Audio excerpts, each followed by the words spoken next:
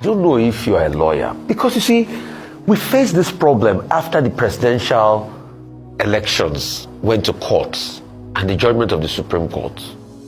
The question is, what's the Evidence Act like? How do you prove in this case? If a court says you brought Beaver's machine, but you just brought some recording somewhere of the Beaver, are you supposed to be the one to operate the Beavers? Are you to prove to them in the court?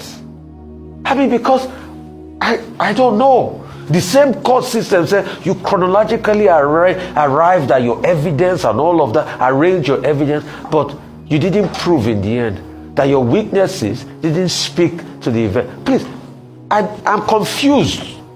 Nigeria confuses me. And they confuse. Like I say, I don't get sense. What happens? How do you prove in the Evidence Act? That is... that is why the candidate and the party, we are taking this thing to the appeal court. We have to take it to the appeal court. Just as you are confused, I am confused. I'm sure most Nigerians are confused. We don't seem to understand what the judiciary is trying to do with this country. A document is brought to your court, certified by the authority meant to certify it. The materials were brought to the court. You admitted them.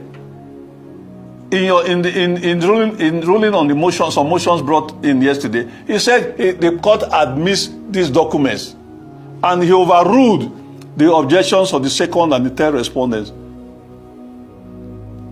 And you turn back and say, no, though we admitted those documents, but the documents were dumped on us. Is it that at this level, at the tribunal level, is it that they didn't want to read? Is it that they didn't want to look at those documents? Is it that they didn't have the capacity? Is it that something else made them to arrive at that conclusion that they arrived at yesterday? I'm confused too, like you, Oseni. And that is why we think at the appellate court and ultimately at the Supreme Court. Who is supposed to even, walk the Beaver's machine for the courts? I mean, they say you people brought Beaver's machine, but you didn't walk the Beaver. Who is supposed to? I don't understand. Please, I don't, because for the interest of, I don't know how this Evidence Act happened. Dr. Abati, maybe you might have some clarity, as you are a lawyer of many years of repute and training. I don't know how these things in the Evidence Act works. That's my confusion this morning. Dr. Abati, over to you. Okay, Dr. Azegbemi, if I may come in here. Now, what the tribunal said is that, yes, documents were provided in as many bags as possible, but that documents do not speak for themselves. That you have to adduce the evidence, and that it's not their duty to go on a voyage of discovery of whatever was inside those bags of evidence. In other words, they were saying that you were not able to prove your case, that's the PDP and your candidate, in terms of overvoting and non-compliance. That's what they said, to be clear. And it was your duty to discharge the burden of proof. However, there was something else that happened that I wanted to draw attention to. About 24 hours before that tribunal had delivered this verdict, there was some story in circulation about how there was a leaked ruling, and that in any case the tribunal was going to vote 2-1, that there would be a dissenting position. But at the end of the day, what that leaked tribunal judgment has done is to say, well, the tribunal will rule against the PDP and your candidate. How did you feel, in case you saw that story, just before? Did you see it as some kind of hanky-panky in the judicial process, or you thought, well, this must be fake news or AI generated, since we're in the age of social media? Yes, I saw that purportedly leaked tribunal judgment 24 hours before the judgment. I didn't make sense of it. I thought a few APC hotheads were just trying to boost their base, and I didn't lend credence to it. I just felt it was one of those type of things you do so that your base will not be shattered, or will not be too shattered when you lose. So for us as a party, we ignored it. We didn't. If you notice, we didn't issue any statement on that. Many people called to say, "What is the party doing about that?" And I said, "No, we're not going to deal on rumors. We would rather deal with facts when we have them, just as we have them now." Tribunal has taken a decision which we think is clearly travesty of justice, and we think that they became effectively the fourth respondent in this case. And that is why we are going to the appeal court.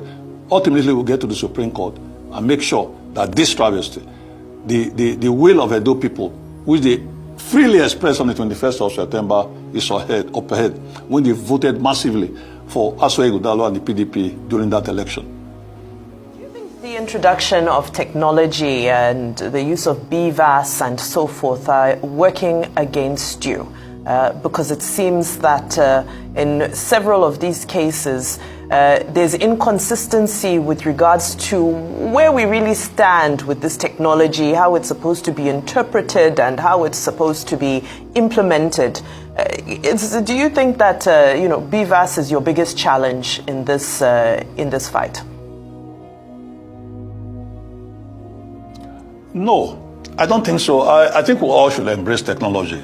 Technology is the way to do it. I mean, you need to take out a lot of hands in some of these things, because the more human hands you have in these processes, the more the human beings are prone to error. Even if somebody is not corrupt or he doesn't want to do the wrong thing, they can make a mistake, and that will lead to catastrophe. But if you have machines, if you have technology, it helps to improve, to make sure that the processes that we are having are close to perfection. So I as a party, we think technology is the way. We think INEC should deploy more technology. But I think it's at the court that we are seeing that most of these judges, with due respect to many of them, because we have massive huge respect for the judiciary, we think many of them are, for want of a better word, most of them are analog. They don't seem to have upgraded enough to get to the meat of meeting and understanding what these technologies are meant to do and are doing. So I think is to perhaps ask the judiciary to Are you to questioning try and questioning the competence of the members of the tribunal? You are questioning their competence? Is that what you are doing?